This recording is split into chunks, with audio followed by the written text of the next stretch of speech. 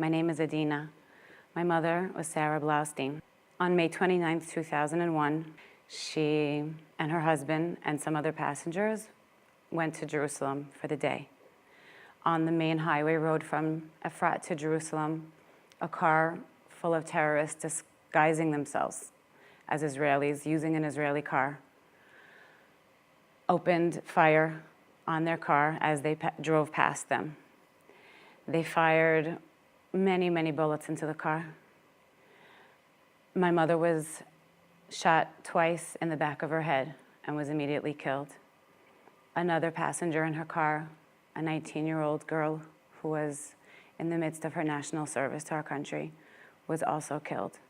And other passengers were very seriously wounded. She left behind her 4 children, her 4 grandchildren, her 82-year-old mother.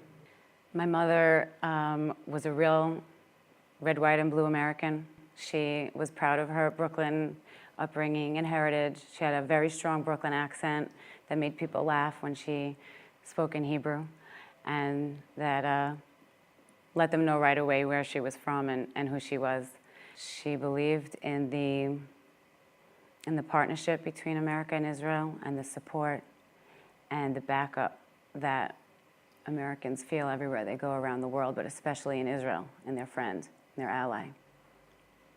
This campaign hit home for me specifically because almost from day one, we felt the lack of connection and support from the American government to our family.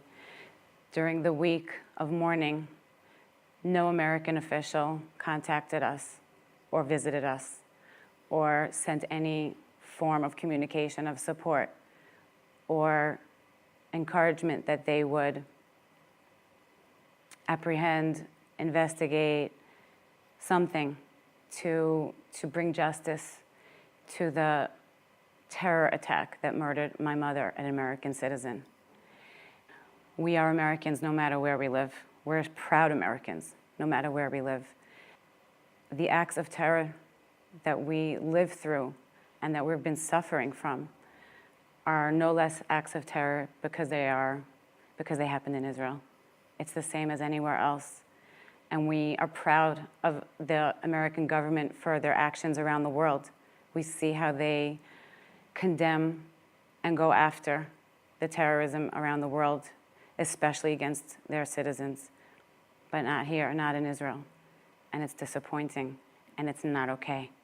Their lack of condemnation, their lack of action going against the terrorists and the terrorist organizations is encouraging and enabling it to continue, to go on.